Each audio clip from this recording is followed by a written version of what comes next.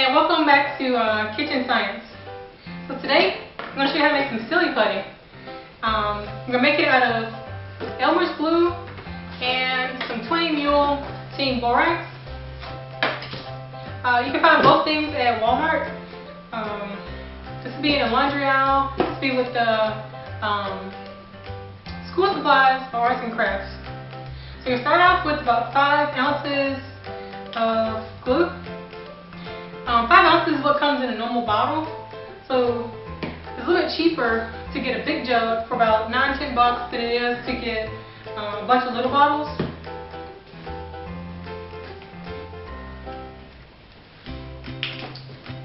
So I'm going to pour 5 ounces of glue into the jug, into this clear bowl. You don't have to use the clear bowl. I'm using them so you can see them with the camera. You can use a pot or a bowl, a cereal bowl or a mixing bowl. Anything that you're willing to kind of just use for home science experiments. And all this stuff cleans up with like soap and water, so don't worry about ruining anything. This is 5.2 ounces, so it doesn't have to be exact. I'm a measuring cup. There's a little bit of water here right now. I'm going to fill it up to about 1/4 cup. You're not going to use the entire 1/4 cup of glue. You just need enough to kind of thin it out. I have a spatula here. We got a silicone spatula. These are pretty easy to clean up. And you have a wooden spoon or just a steel spoon. You can use those too, like your regular kitchen spoons.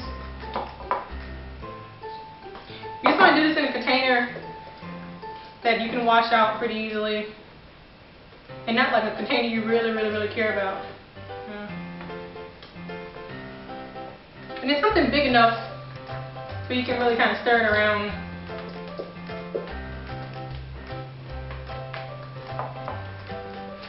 An example, like an old pot. You can use an old pot if you want to, because you can use a scouring pad to clean out the pot. Or like an old cereal bowl, because just pop it in the dishwasher. Or like an old mixing bowl. We're actually still cooking these mixing bowls, so you can just clean them out. So it's not really that big of an issue. So you have to stir it up, and I'm going to sit it over here. In your other bowl, second bowl, you're going to have about 1/4 cup of borax. So I have some in the container right here. And you also get some water. This is my iced tea jug. So I just put water in there for a day. About a cup and 1/4 of water. So you don't really need a whole lot of water. If you want to make multiple batches of silly putty, then go ahead and fill up 2 cups. And I'm going to start this also. Just get my wooden spoon off my drying rack. For 1/4 cup of borax. And you're going to stir it slowly until no more can dissolve in. So I said you get a 1/4 cup because this is one of the smallest measures that people usually have in their house. Some people have like 8 cups, but just go get a 1/4 cup and just kind of slowly add it in until no more dissolves at the bottom. And then dump the rest of it back into your little container and just keep it for next time. And keep stirring, keep stirring.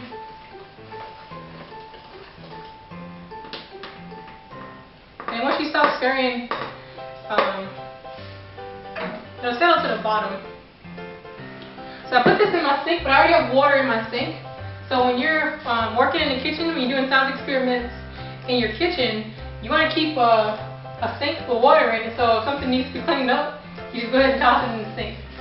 So like this glue spatula here, you don't want to let that dry because it's glue on your spatula. So what I'm going to do, it's not water left in my little measuring cup. I'm going to slowly pour the borax liquid into it. And what you want to do, you want to make sure you leave behind the powder. If you get a little bit of it in there, it's not really going to hurt. But you want to leave behind as much powder as possible. You can see there's still borax left in the bowl. It's not gonna really hurt anything in the silly putty, but it makes it gritty. So it makes it gritty. You don't want gritty silly putty. So now you wanna. This is where you add your color. So this is the whole color section. You add your color here. I'm gonna do blue for this one, just completely blue.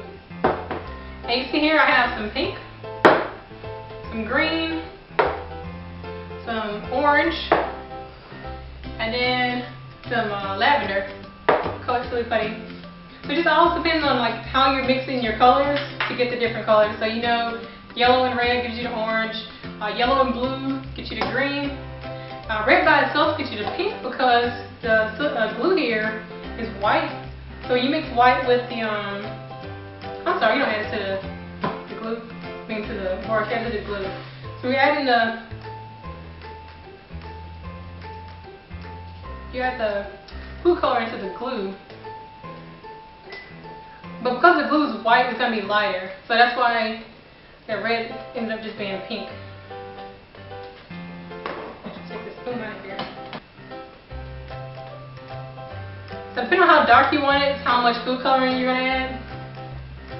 This is pretty light, so I'm going to add a little bit more. And you want to make sure you stir it so that you don't have the white streaks of glue.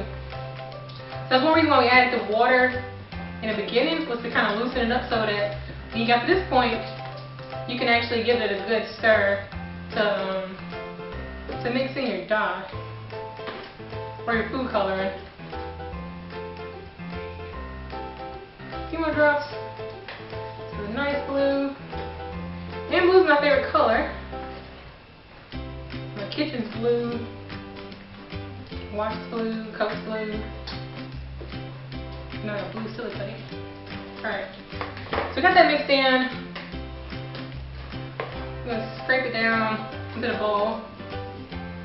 We're going to slowly add our borax mixture. So about a quarter of a cup, a little bit more. And get this off the spatula. At this point, you just use your hands. You can see already it's kind of forming glue on my hands.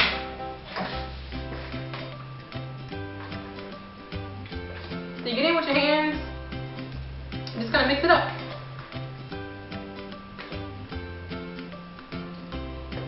So in the beginning it's really wet.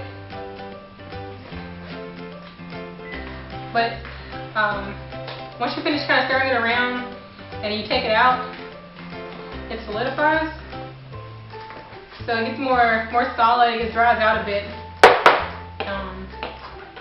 This time I made it a little bit earlier.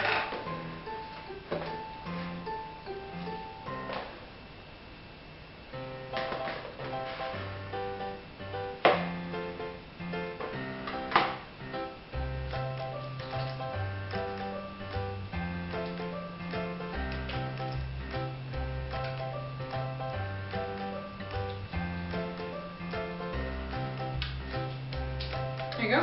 So the more you play with it, the more it'll come together and stay together.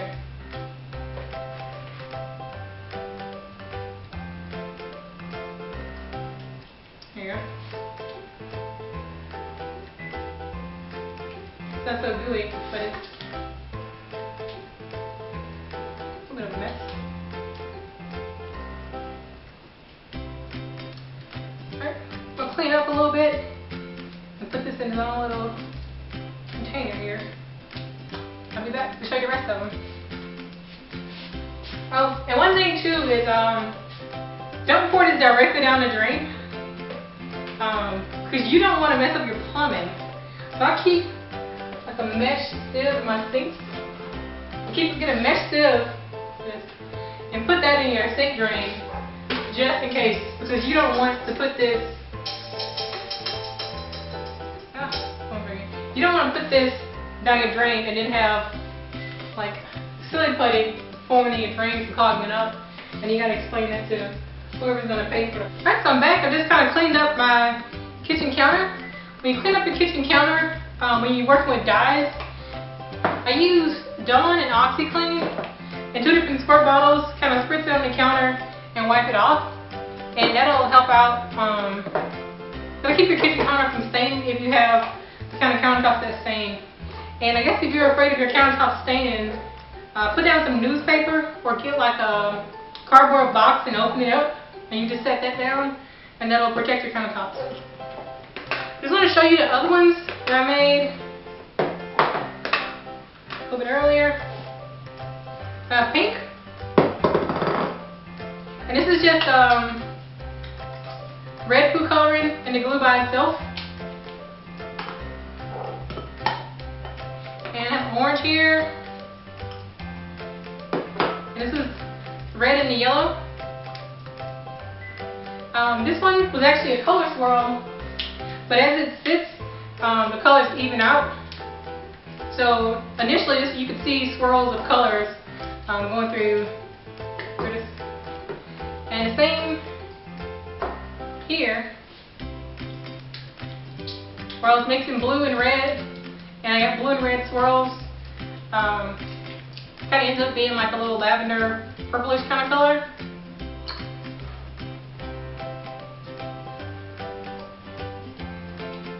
We have green.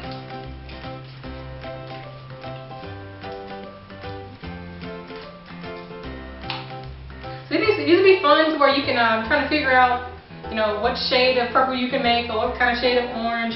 Just kind of like custom make your silly putty to, whatever you have going on. Make silly putty for the holidays. So you got a blue here that we just made, and it's still sticky. So I'm gonna put that back in there. Let that sit for a bit. That's all. These are the 5 silly putties that I made. If you want any tips on making a silly putty, there'll be a link below that leads to my blog, where I'll be updating information on the science experiments and any lectures or any little notes I put on there about any of the topics that we'll be covering. So thanks for joining us, and thank you for being involved in kitchen science.